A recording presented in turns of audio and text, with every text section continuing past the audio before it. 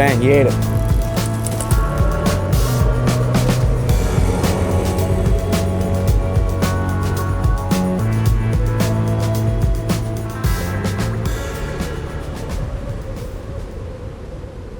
Yeah, Lake Winnipeg's what, 24,500 kilometers of lake. There's a lot of lake, a lot of different areas of lake.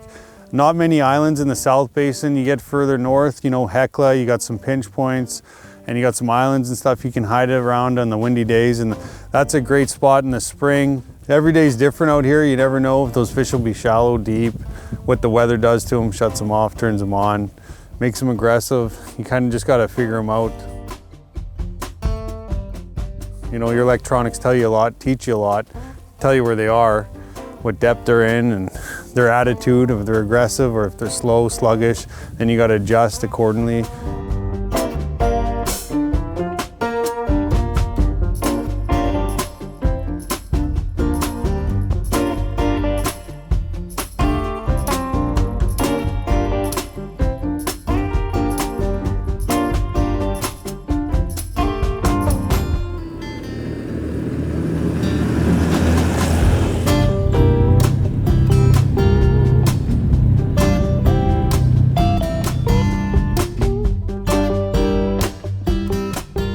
You know, Lake Winnipeg's hard on everything, whether it's a track unit or your generators or your ice houses or anything in general. Lake Winnipeg can throw you a curveball at any time, whether it's wind, weather, you know, snow, and it's a battle some years. This January and the beginning of February was one of the worst years I've ever seen out here. I know guys that have been doing it longer have told me it's been worse in the past, but the amount of snow we've had, the blizzards and the ice conditions, the frazzle ice, the ridges, the pressure cracks, it's just every day you never know what you can wake up to, and there'll be a new crack, a new ridge, something you gotta either find a way around, through, or over, and it can be very challenging at times.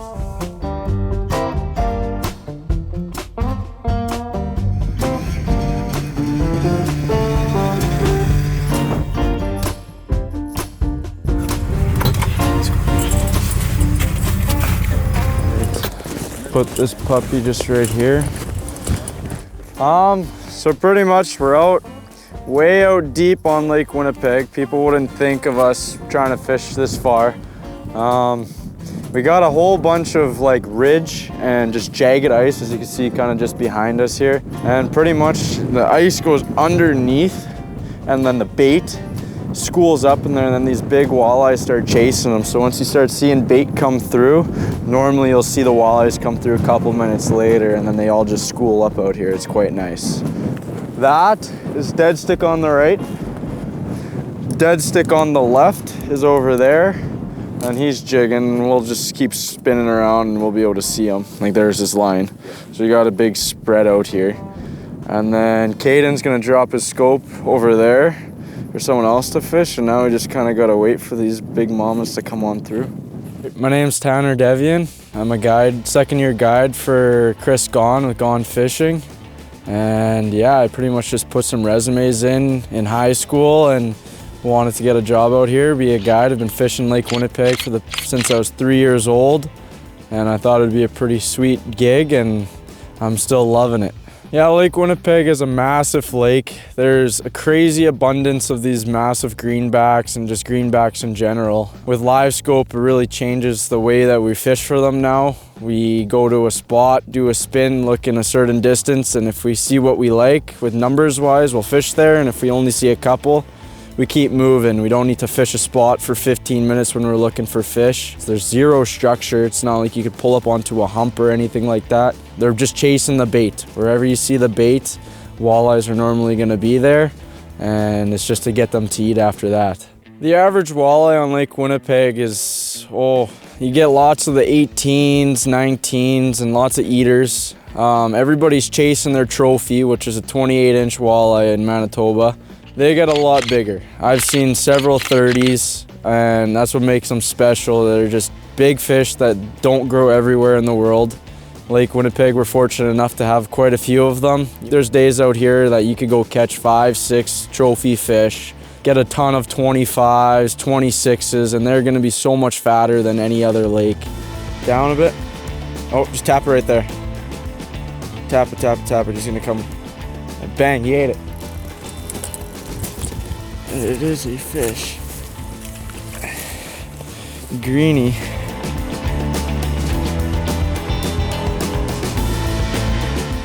Lake Winnipeg is definitely a very different lake compared to your typical lakes, like the lakes in the White Shell or any other shield lake. We have no islands. Our islands out on Lake Winnipeg are like crazy ice fields or ridges. There's no structure or humps. It's just a big bowl.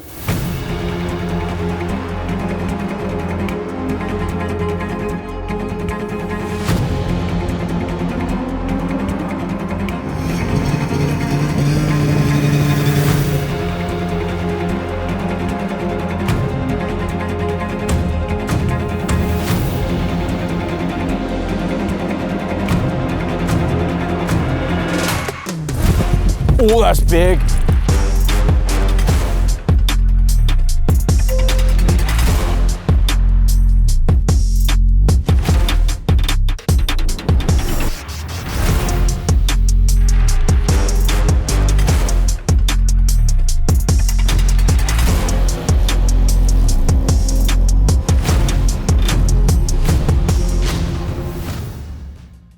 My name is Cayden Parisian. I guide for Kingsland Outfitting here on Lake Winnipeg. I think what a lot of people don't see behind the scenes is all the scouting and like the preparation to get people on a fish. Like sometimes it may take 2 days, maybe 3 even, to actually find a good pot of fish to set a group up on. Yeah, and you never know with guiding. One day can be your bread and butter. You know, you can have your dream day, multiple big fish, and you go out the next day, especially on Lake Winnipeg, where if you get some nasty weather, it can be, you know, seriously dangerous out here. The next day can just be like, yeah, just terrible, you know, whiteout conditions. And like with bad conditions as well, you're also responsible for the people that you take out. So you have to make sure that they actually get out safely and back safely. You know, if stuff breaks down, if their vehicles break down, their side-by-sides, whatever it is, you know, you're kind of responsible for getting the issue fixed while making sure everyone's okay.